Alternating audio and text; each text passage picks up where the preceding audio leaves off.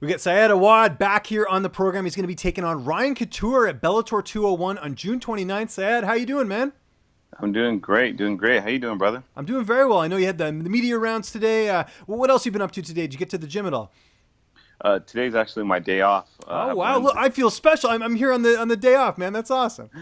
Yeah, I have Wednesdays and Sundays on my days off. So today I've been lounging, hanging out with the kids and just chilling at home, man, enjoying the weather. It's pretty hot outside. That's good. Yeah, glad you're getting some downtime there, which is always important during training camp. And let's talk about your last fight. Get that unanimous decision over JJ Ambrose. Were you happy with your performance? I know you didn't get the finish, but again, it was a pretty dominating win. Um, you know, y- I'm my biggest critic. You know what I mean? So I know, like, when people tell me they watch the fight, like, oh my God, you did so good. You look good. This looked good. That looked good. But in my eyes, there was a lot of stuff that I saw that I did wrong that I could have done better. And like, I hate when people score points on me. He threw me one of the times, and I was so mad about it. You know what I mean? There's just little things that I did wrong that I felt like I should have did better. And I love that I hate that about myself because it just makes me train harder and get better.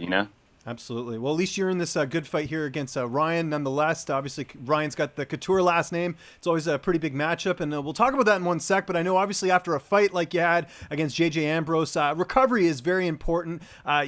Post fight, it's something we don't really talk about too much as far as maintenance and everything like that. What's sort of your go-to for recovery these days, as far as after a fight, and you're looking to take some time off? My recovery. It's not just my recovery. Something I take on a daily basis. I take my CBD that I get from the Terphouse. Brandon over there is a really cool dude. He's very knowledgeable in the sport. Very knowledgeable with CBD products. So if you had any questions or anything, obviously you give him a call or hit him up on his Instagram or Facebook or wherever you need to find him, or the terphouse.com. He could help you with that. But I definitely take my CBD every morning, every night, and every day before a hard before sparring or before a hard training practice. And yeah, man, it's one of my big go-to things. I mean, besides my electrolyte water and stuff like that.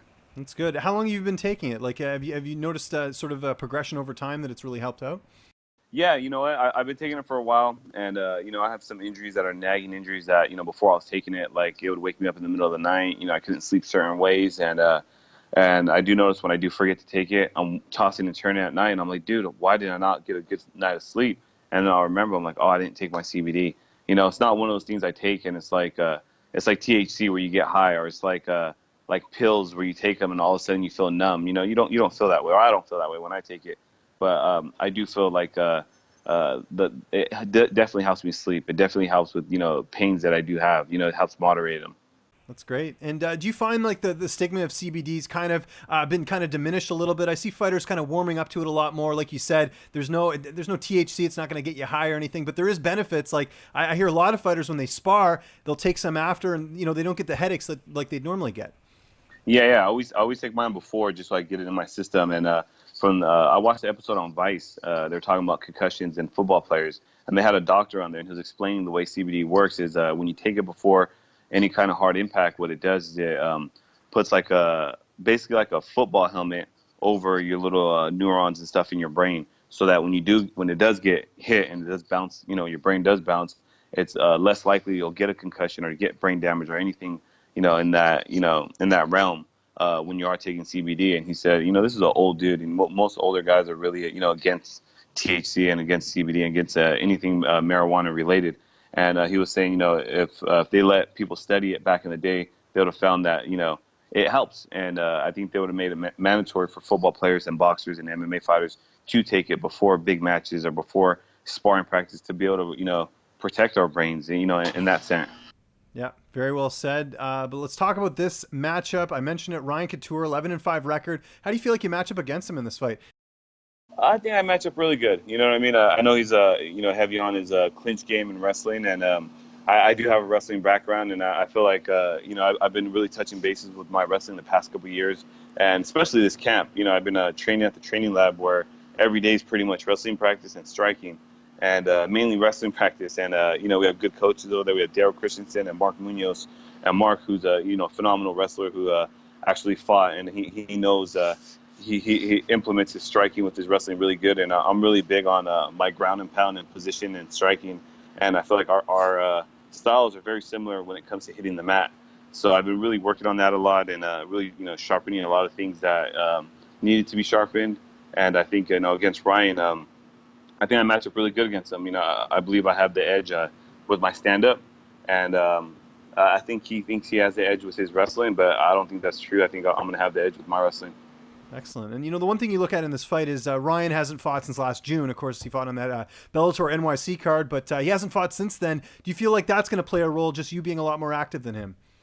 I think it does.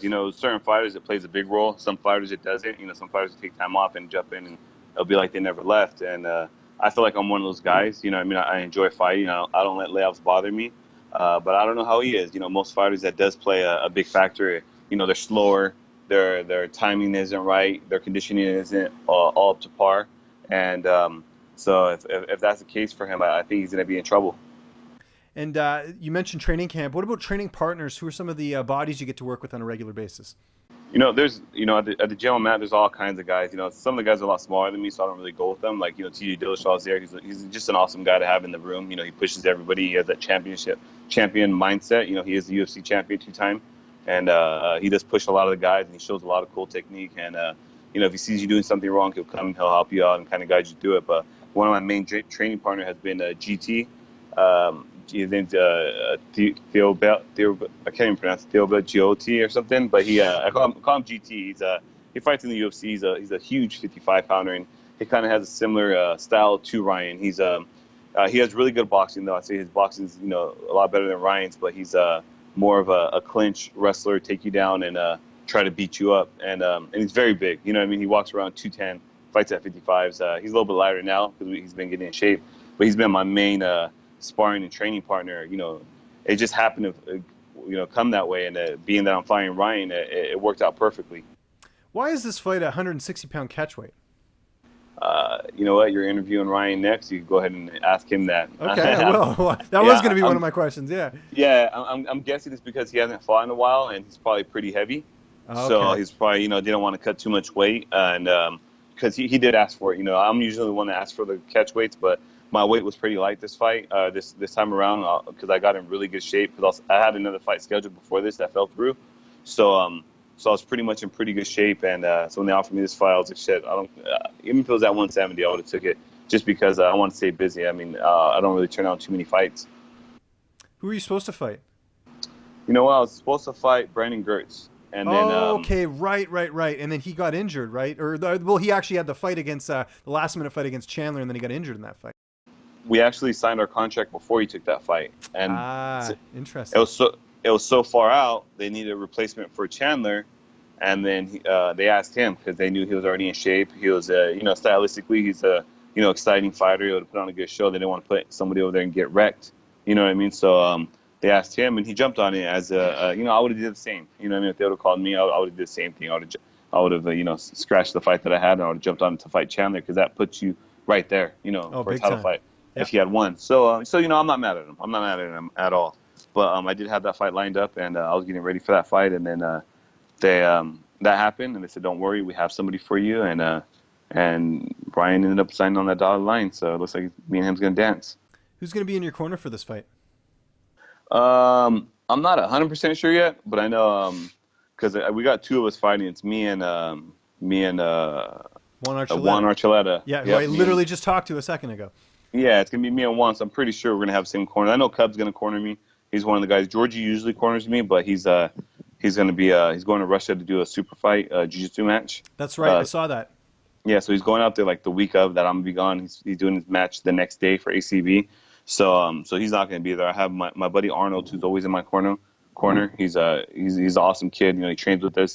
He's been training with me for like the past 8-9 years, so he knows everything about me. So he's definitely going to be in my corner. And then I know I have space for one more. I'm not sure. It's either going to be Mark or TJ or one of the guys that's back there. You know what I mean? Whoever fills in the spot. Well, it's a nice luxury. You have a lot of guys to pick. I mean, it's like a super camp, right? So. Yeah. So since we're both fighting on the card, it is definitely a luxury. So I'm not too worried about that. Now, Juan mentioned to me that Joe Stevenson is going to be going and coaching at Dan Henderson's gym now. Does that impact you at all? I just saw that. I just actually read Joe's article this morning about it that they had posted. I don't know if it would really impact me. I mean, Joe, I love Joe. You know what I mean? When I first started, I used to live on Joe's couch, in Vegas, right after he got out of the Ultimate Fighter. And, I haven't trained with him in years, but I mean, I would like to cross train with him. You know what I mean? Anytime I step in the room and he's there, I learn something. Always. He makes sure you don't leave without learning something. So, if I can get down there and mix it up, I'll definitely, take a drive over there. Temecula's not too far.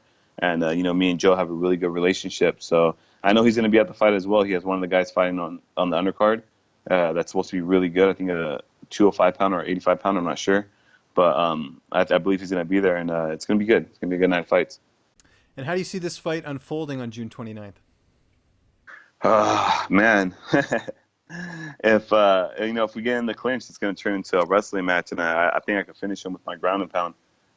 If not, if I connect, it's going to be a short night for him. And if not, I'm going to go out there. I'm just going to fight the way I know how to fight and, leave it in God's hands and see what happens. And obviously, like I mentioned there, Ryan's got a bit of name value there. Where do you feel like a win puts you in the division? I know this is a catchweight, so kind of, as far as like it being in the same weight class, it's not really going to do that. But the name's pretty big. Where do you feel like it puts you? You know what? When they asked me to do a catchweight, I kind of mentioned to him, I was like, yeah, I would like to fight at 55 just because I'm trying to make my run towards the title. I'm trying to get as many fights back-to-back at 55s and not jump back and forth anymore so I can have that title run. And they said, don't worry about it. Like, in their eyes, they're going to count this as a lightweight fight. Okay, you know what I mean? Yeah. I mean, obviously on paper it's a catchweight, but in their eyes, Ryan has fought at lightweight. I fought at lightweight. We could both make lightweight, so it's like being a lightweight fight, but we're not cutting as much weight. So I don't know where it puts me, just being that he's not a top 10 guy. You know what I mean? But at the same time, I am going to be on a 4-fight winning streak, and I think, maybe one or two more after that, I'm definitely going to rally for a top 5 guy so that I could really cement my name, where, in line for a title fight where they kind of have no choice but to give me one. What are you watching on Netflix right now? Any TV getting you through training camp right now? Man, we try to turn on TV, but I got a newborn, bro. Oh, so, I hear you. When we could sleep, we sleep, and we tried to. Like, my wife was like, "Let's watch the 13 Reasons Why, the second season." We put it on. I wouldn't watch that. That's depressing. I know, but it was just something new that I mean. So we literally put it on, and she was asleep in like 15 minutes. You know what I mean? So, and I hate watching something and turning it off in the middle of it. So I sat there and watched it, and I was like, why did I wish I was sleeping. You know what I mean? So, so I don't know. Maybe when the baby gets a little bit bigger, we'll kind of, probably put something back on. But, as for now, the show I do go watch is every day, every Monday through Thursdays, the DeSeuss and Mero on Viceland. Or not Viceland, right. on yeah. Vice channel. Yeah. That's awesome. Those dudes are hilarious, man, because they talk about the news, but they put a twist to it. You know what I mean? A little bit of comedy in there, and it's great. Yeah, so I definitely I record them, and then I also record the Viceland news just to see what's really going on in the news. You know what I mean? Stuff I'm that, a big fan of that as well. I really like their documentary series on HBO as well. Where they do the news stuff and they have a couple topics and they kind of focus on it. It's really, it's like the news you should be watching instead of all this other garbage that's out there, right? So. Exactly. And then the last show I watch is the Hate Thy Neighbor.